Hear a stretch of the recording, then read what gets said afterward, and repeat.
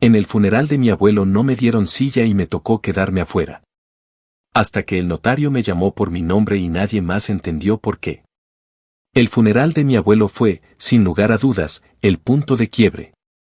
No solo porque lo amaba profundamente y me partía el alma haberlo perdido, sino porque ese día entendí con una claridad brutal lo podrida que estaba mi familia.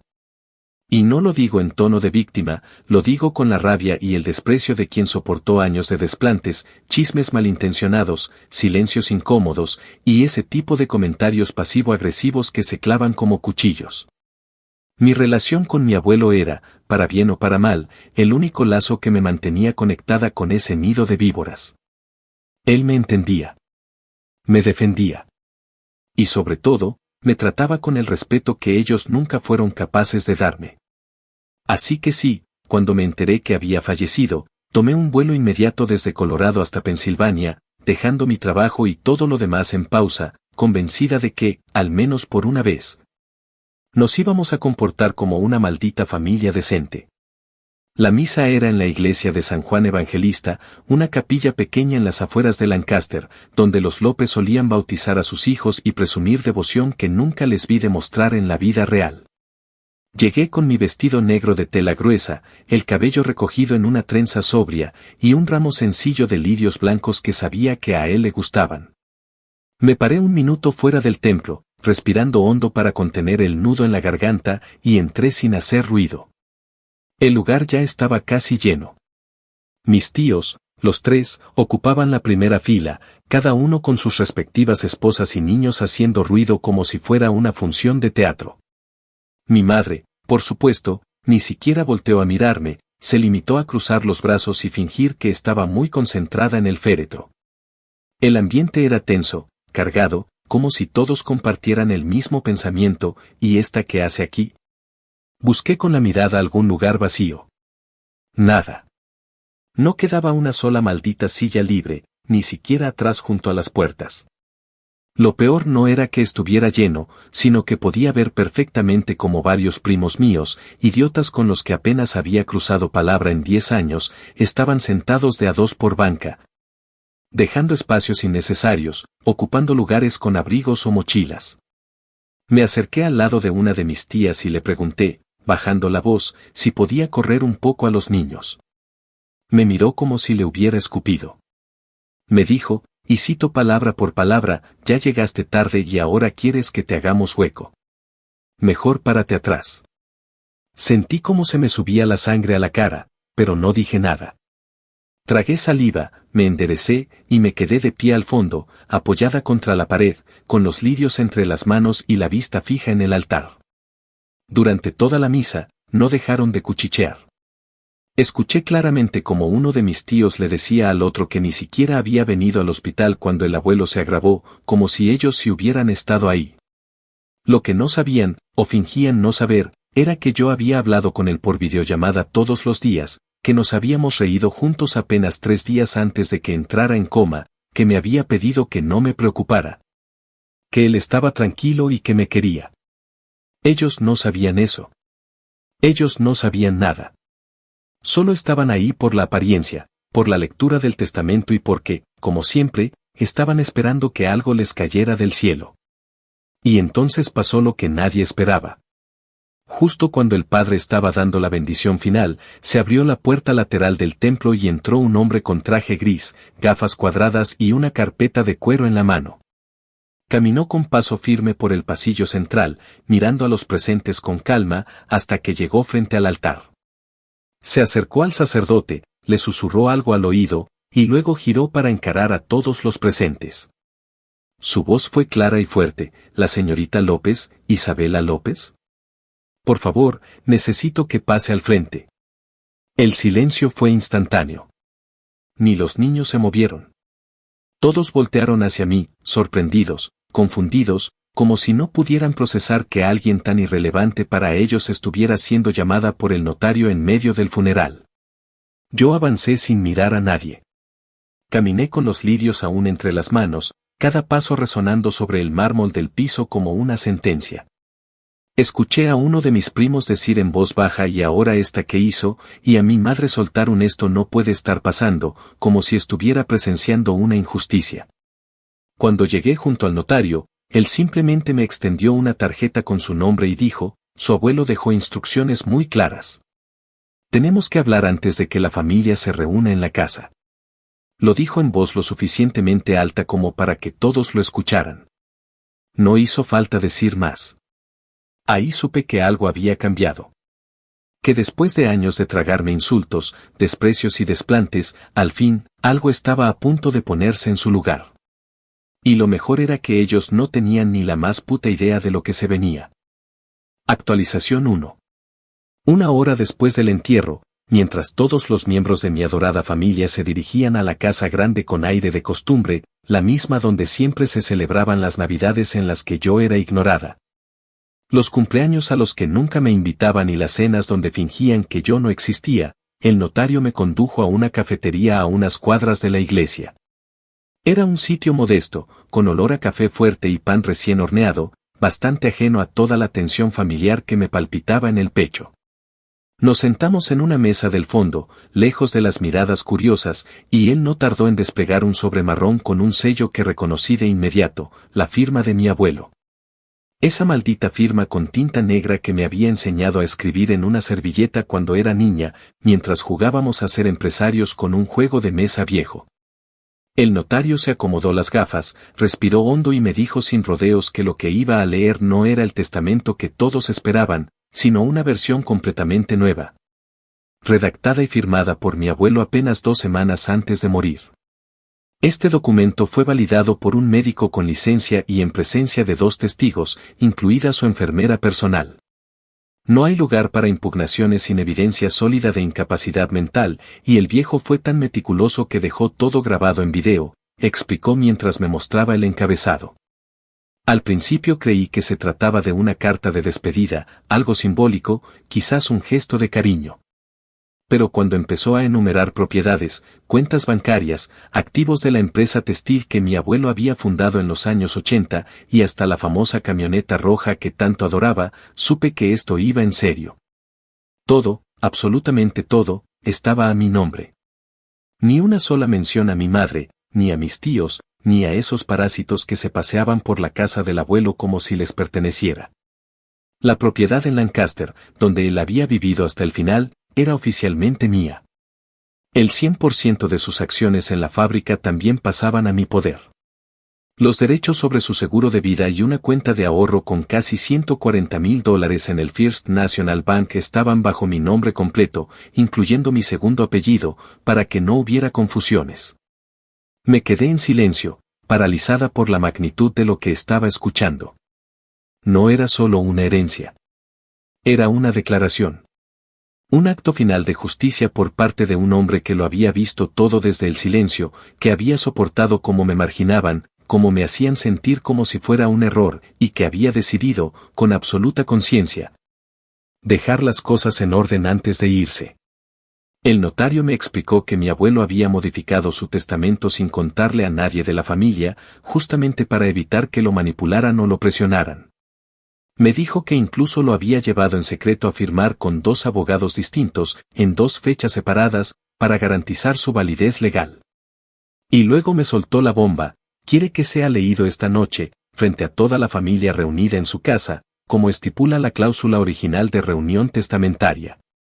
Y usted deberá estar presente. No supe si reír, llorar o vomitar. La idea de sentarme en esa sala, rodeada de las mismas personas que horas antes me habían dejado parada al sol como una intrusa, para verlos enterarse de que yo era la única beneficiaria de todo lo que creían que les tocaba por derecho divino, era demasiado para procesar de inmediato. Aún así, asentí.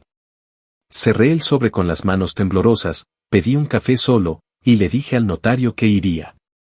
Pero no como la nieta silenciosa y sumisa que ellos creían conocer. No. Iba a entrar a esa casa con la cabeza en alto, los papeles en la mano, y una expresión en el rostro que no dejara espacio para dudas. Esta vez, no me iban a borrar. Esta vez, cada uno de esos malnacidos iba a tragarse su desprecio palabra por palabra. De camino a la casa, recordé todas esas veces que me ignoraron en las reuniones familiares. Recordé cómo me dejaban fuera de las fotos, cómo mis cumpleaños pasaban desapercibidos mientras hacían fiestas de 3 días para los hijos de mis tíos. Recordé a mi madre gritándome que yo era una desagradecida, que mi vida no era difícil y que me hacía la víctima. Recordé los chismes, los cuchicheos, las humillaciones públicas y las veces que me mandaron callar por opinar. Recordé todo, cada detalle, cada puñalada disfrazada de broma. Y sentí algo que no había sentido en mucho tiempo, hambre. Hambre de justicia. Hambre de verles las caras cuando entendieran que no habían ganado. Porque esta vez, la que se había quedado sin silla, era la dueña de la puta casa. Actualización 2. 4 horas después, cuando crucé la puerta principal de la casa familiar, el ambiente ya estaba viciado. Era como si el aire mismo supiera que algo estaba por estallar. El olor a café viejo y flores marchitas flotaba en la sala, mezclado con la tensión de una familia que, en su mente, ya estaba repartiendo los bienes del difunto como si fueran cupones de supermercado. Mis tíos se paseaban de un lado al otro con cara de circunstancias, algunos acomodando platos desechables en la mesa del comedor, otros abanicándose con papeles como si se prepararan para una audiencia celestial. Mi madre, en cambio, no se inmutó. Seguía sentada en la esquina del sofá de cuero, con esa misma expresión de falsa solemnidad que había usado en la iglesia, como si su duelo fuera más legítimo que el de los demás. Lo primero que noté al entrar fue que nadie me ofreció un saludo, ni una palabra, ni siquiera una mirada directa. Me convertí de nuevo en el fantasma de siempre. La diferencia era que esta vez no venía sola. Traía el puto testamento bajo el brazo. El notario llegó 20 minutos después, impecable, con una maleta negra y una carpeta gruesa en las manos. Saludó con la cortesía justa, se presentó a los que no lo conocían, y pidió que todos se sentaran. Vamos a proceder con la lectura formal del testamento tal como el señor Francisco López lo estipuló en el documento legal firmado con fecha del 9 de septiembre de este año, anunció sin titubear. Mientras abría el sobre y sacaba el contenido. Nadie pareció captar de inmediato la fecha. Estaban demasiado ocupados preparando sus sonrisas hipócritas, seguros de que les tocaría una buena tajada. Fue cuando el notario aclaró que se trataba de una versión nueva, más reciente que la anterior, y que reemplazaba legalmente a cualquier documento previo, que la primera ceja se levantó. Mi tío Mauricio, el más cínico de todos, preguntó con tono burlón si eso era siquiera válido. El notario lo ignoró por completo y siguió leyendo. La lista de bienes fue extensa, la propiedad de Lancaster con terreno incluido, la fábrica textil con sus respectivas acciones, la camioneta Chevrolet del 89 que todos pensaban que iba a ir para el primo mayor porque era el varón más cercano, un terreno agrícola sin explotar en York. Y una cuenta bancaria de 6 cifras que nadie sabía que existía. Cada ítem era mencionado con precisión quirúrgica, con su número de registro, ubicación y valor estimado. Y cada vez que se leía uno, se pronunciaba mi nombre completo, sin margen de duda. A favor de Isabela López Ramírez. Uno tras otro. Sin pausas. Sin sorpresas para mí, pero con absoluto terror para los demás. Pude ver cómo los rostros empezaban a transformarse. Primero incredulidad. Luego negación. Después rabia. Y finalmente, algo que rozaba el pánico. Mi madre fue la primera en hablar, aunque no levantó la voz. Solo se volteó hacia mí y me susurró entre dientes que eso no podía ser cierto, que debía haber un error, que el abuelo jamás habría hecho algo así. Le respondí sin mirarla siquiera, con un tono frío y firme que me sorprendió hasta a mí, tal vez no sabías tanto de él como creías. Mi tía Clara estalló segundos después, gritando que esto era una conspiración, que yo lo había manipulado cuando estaba enfermo, que era una aprovechada. El notario, imperturbable, sacó entonces la grabación que el abuelo había hecho semanas antes. La colocó en una laptop portátil y puso el audio. La voz de mi abuelo, ronca pero lúcida, llenó la habitación con una claridad que no dejaba lugar a dudas. Dijo, palabra por palabra, que dejaba todo a mi nombre porque yo había sido la única que lo acompañó cuando más lo necesitó, la única que no se acercaba por interés, la única que no lo trataba como un estorbo. A los demás, les agradezco su existencia, pero no su presencia, concluyó con una risa amarga que yo conocía bien. El silencio que siguió fue el más incómodo que haya presenciado en mi vida. Se podía oír el zumbido del ventilador y el goteo de una llave mal cerrada en la cocina. Nadie respiraba. Nadie se atrevía a romper esa pausa. Hasta que mi primo Esteban, el idiota que creía que iba a heredar la fábrica, se paró abruptamente y dijo que no pensaba permitir semejante injusticia, que eso debía ser ilegal, que él también tenía derechos. El notario, con la paciencia de un santo, le explicó que podía impugnar si quería, pero que el testamento había sido blindado con todos los mecanismos legales posibles. Gastarás más en abogados que en lo que crees que te corresponde, sentenció con una media sonrisa. Yo, por mi parte, no dije mucho. Me limité a cruzar las piernas y observar con calma cómo se derrumbaba su mundo en tiempo real. Porque eso era lo que estaba pasando, la estructura jerárquica, el legado familiar, el orden impuesto por décadas de favoritismos y complicidades se resquebrajaba frente a ellos. Ya no era la sobrina invisible. No era la hija vergonzosa. Era la dueña de todo. Y la parte más deliciosa de todo esto era que no podían hacer nada, absolutamente nada, para revertirlo. Solo mirar, masticar su bilis y tragarse cada palabra que habían usado para minimizarme durante años. Cuando terminó la lectura, me levanté, recogí el documento, le di las gracias al notario y me dirigí a la puerta sin mirar atrás. Antes de salir, me detuve un segundo solo para decir una última frase que llevaba años acumulando en el pecho: gracias por no darme silla en el funeral. Así pude ver desde el fondo cómo se derrumba todo esto. Cerré la puerta con la misma calma con la que había entrado, y supe, con absoluta certeza, que ese había sido apenas el primer paso de todo lo que iba a venir. Porque una cosa era que yo tuviera el poder. Otra muy distinta era cómo iba a usarlo. Actualización 3. Pasaron poco más de 2 meses desde aquella noche en que leyeron el testamento, y aunque la tensión disminuyó en lo superficial, por debajo se gestaba una tormenta de esas que no se anuncian con truenos, sino con silencios largos, llamadas que no se responden y visitas casuales disfrazadas de buenas intenciones. Lo primero que hice fue trasladarme temporalmente a la casa del abuelo. No por capricho, ni para restregarles nada en la cara, sino porque era lógico, necesitaba ordenar sus papeles. Contactar a los contadores de la empresa y asegurarme de que todo estaba en regla antes de tomar decisiones más grandes. Pero, obviamente, la familia no tardó en interpretar eso como una provocación. Apenas una semana después de instalarme, mi tía Clara se apareció sin avisar, supuestamente para recoger unas cosas que el abuelo le había prometido, aunque cuando le pregunté qué exactamente, no supo decirme ni una sola. La mandé de vuelta a su casa con las manos vacías y una advertencia clara: todo lo que no estuviera firmado o registrado como suyo en algún documento se quedaba donde estaba. Lo interesante fue ver cómo, con el paso de las semanas, comenzaron a desmoronarse lentamente las vidas de aquellos que daban por hecho que iban a heredar algo. Mi tío Mauricio, por ejemplo, había dejado de trabajar hacía más de un año porque contaba con que le tocaría la propiedad rural. La misma que ahora figuraba a mi nombre y que él incluso había empezado a remodelar sin permiso apenas el abuelo enfermó.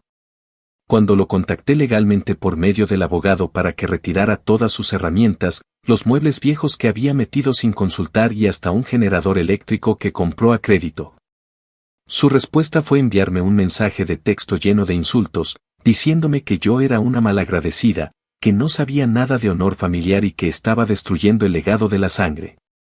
Le respondí que el legado del que él hablaba se lo habían pasado por el culo durante años, y que ahora no era mi culpa si se había adelantado a gastar lo que nunca le perteneció.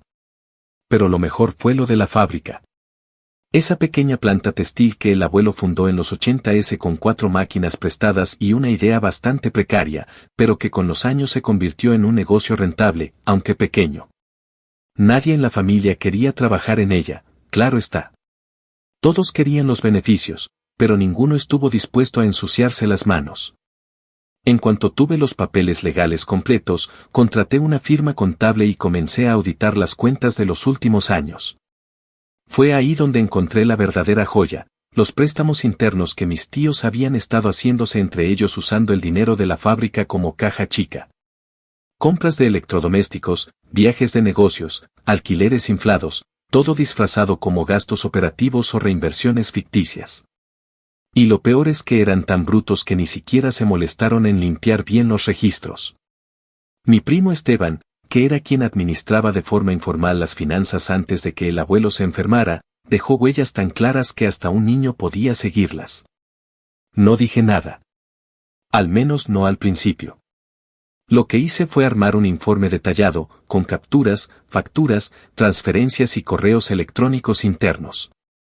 Y con eso en la mano, convoqué a una reunión en la misma sala donde semanas atrás habían escuchado cómo quedaban fuera del testamento.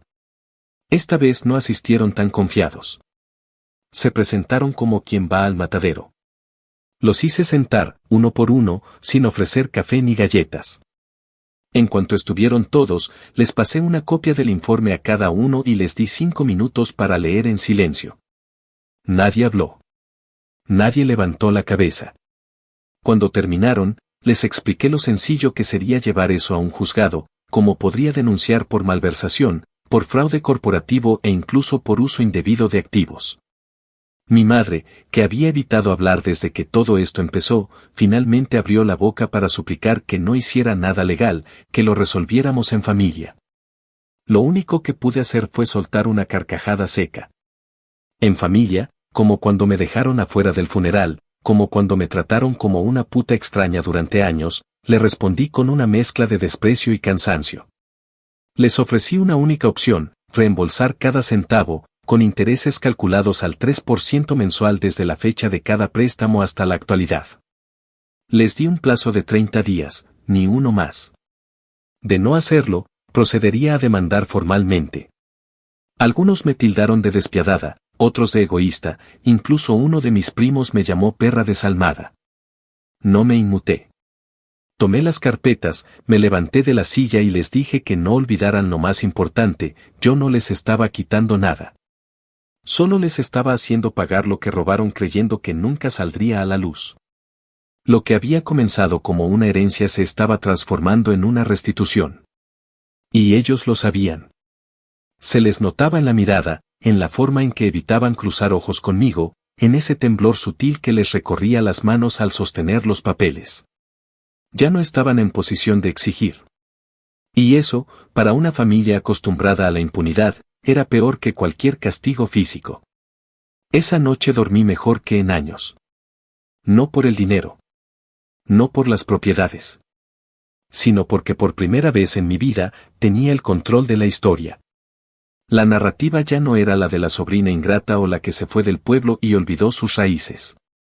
Ahora era otra, la mujer que les devolvió, con intereses, todo lo que le habían hecho. Y apenas era el principio. Actualización 4. 6 meses después de la lectura del testamento, las cosas ya no eran solo incómodas dentro del árbol genealógico, eran directamente un campo minado.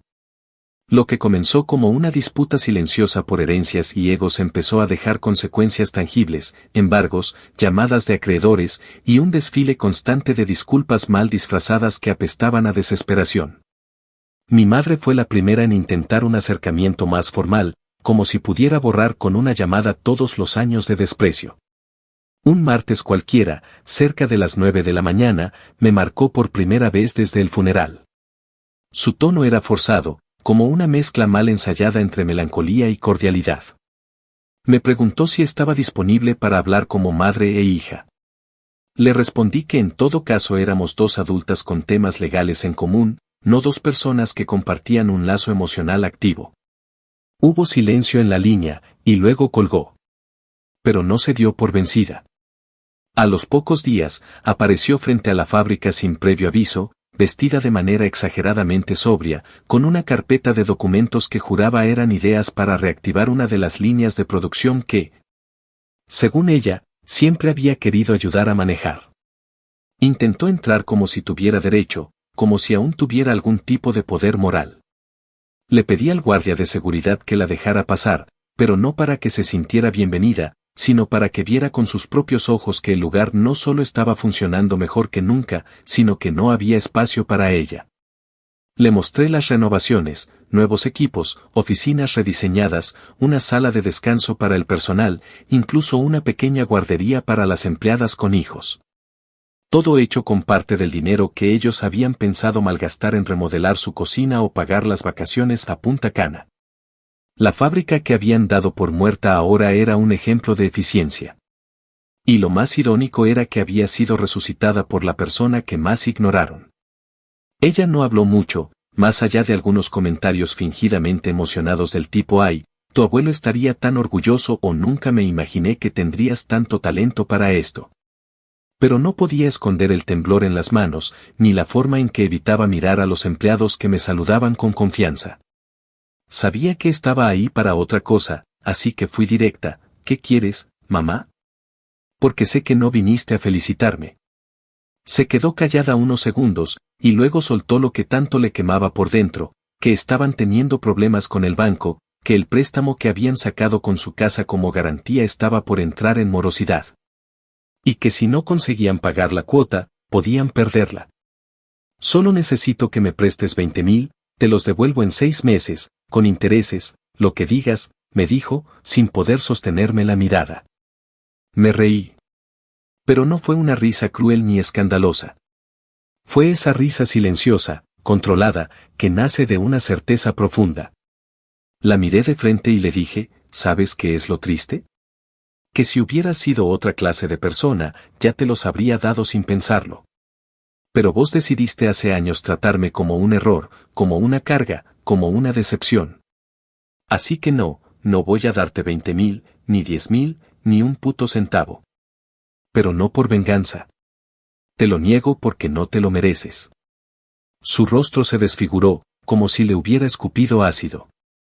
Me dijo que era una ingrata, que cómo se notaba que el dinero me había podrido por dentro, que el poder me había convertido en una mujer fría, y que ahora entendía por qué mi papá se fue cuando yo era niña. Esa fue la línea que rompió todo. Me acerqué a ella, le sostuve el brazo con fuerza y le dije, «No vuelvas a pisar esta propiedad.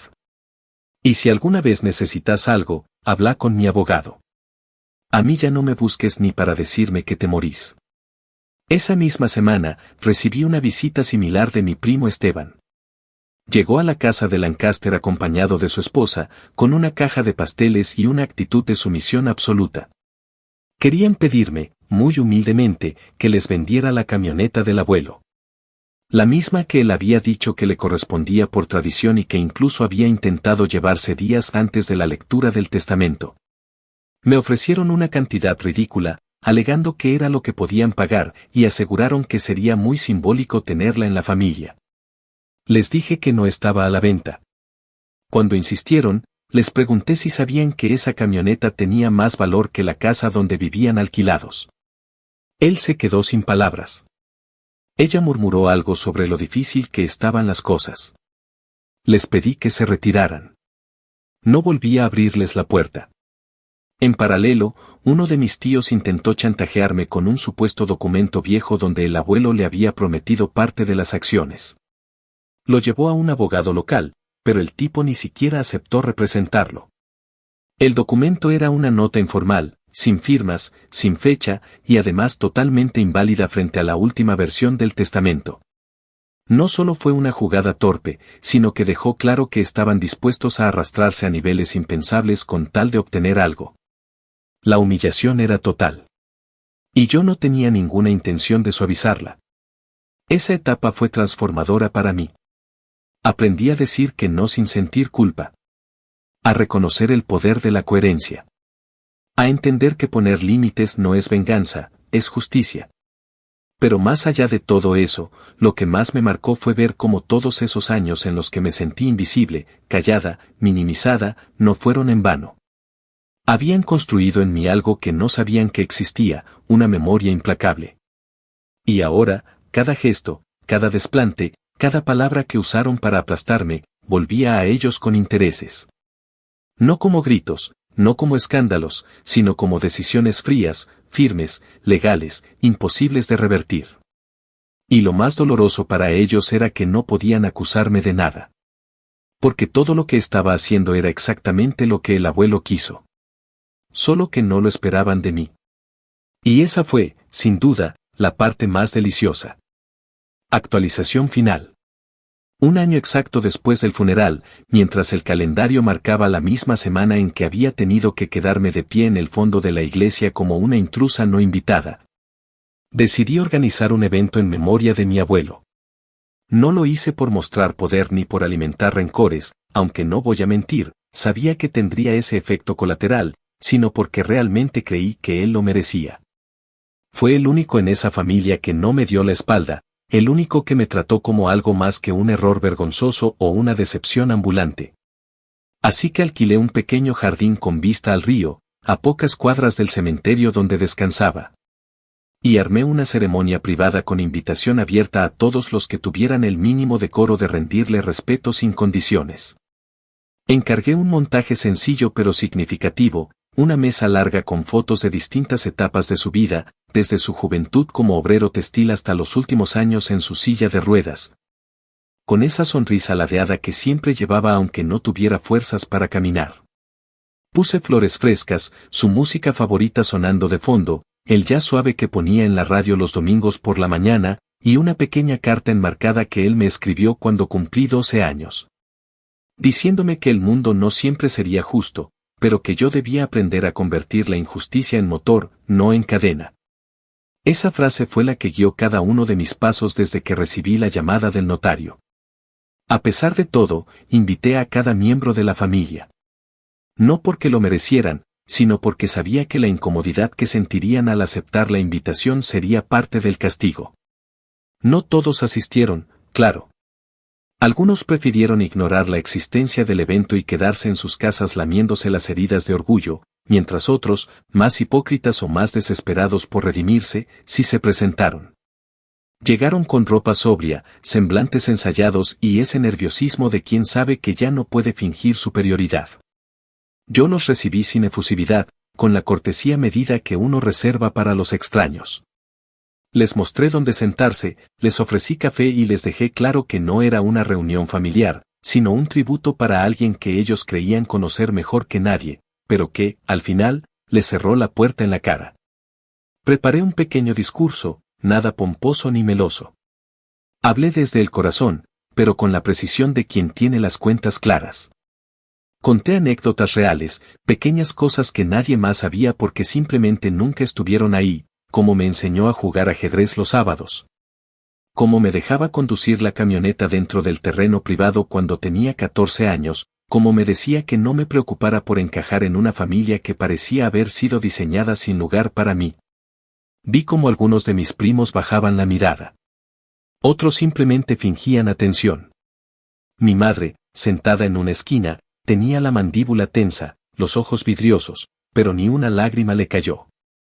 Sabía que estaba digiriendo, en tiempo real, la certeza de que ya no podía revertir nada. Pero lo mejor fue lo que hice al final. Preparé 3 sillas frente al pequeño altar simbólico donde estaba la foto central del abuelo. La primera era para mí, la única heredera reconocida. La segunda, para el notario, que se había convertido sin querer en el verdugo legal de esta historia, y que aceptó asistir porque, según él mismo me dijo, nunca había visto una ejecución testamentaria tan exacta y justificada en todos sus años de carrera. La tercera silla, en cambio, fue especial. Era una silla plegable, de las más baratas, sin acolchado, ni respaldo alto, ni detalles. Y encima de ella, en una hoja blanca escrita con marcador negro, estaba mi nombre completo, Isabela López Ramírez. Cuando la gente se acercó a preguntar por qué había una silla vacía con mi nombre si claramente yo estaba ahí sentada en la principal, les respondí sin levantar la voz, esa es la silla que me negaron en el funeral. Quise asegurarme de que esta vez no me la quiten. Hubo un silencio denso, incómodo, como si el peso de la verdad les hubiera caído directo en el pecho. Nadie se atrevió a tocarla, nadie dijo una sola palabra al respecto. Porque todos sabían que no era una metáfora. Era una factura. Una cuenta que estaba saldando de forma elegante, pero implacable. Después del evento, la mayoría se fue sin despedirse. Algunos me miraron con rabia contenida, otros con un respeto que nunca tuvieron antes. Pero ya era tarde. La historia se había reescrito. Yo no era la nieta invisible, ni la hija fracasada, ni la sobrina incómoda.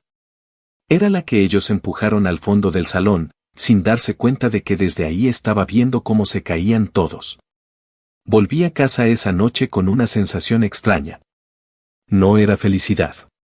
Tampoco era alivio. Era una paz distinta, más densa, más profunda. Como si por fin, después de tantos años de aguantar mierda, de tragarme palabras, de ver cómo se burlaban a mis espaldas, pudiera respirar sabiendo que, al final, no solo sobreviví, sino que gané. Y lo mejor de todo es que lo hice sin perder la cabeza, sin gritar, sin venganzas baratas. Solo con hechos, con papeles, con acciones. Les gané en su propio terreno. Y la silla vacía con mi nombre fue el recordatorio perfecto de que nunca más iba a dejar que nadie me hiciera sentir como si no merecía un lugar. Porque no solo lo merecía. Ahora, era mío.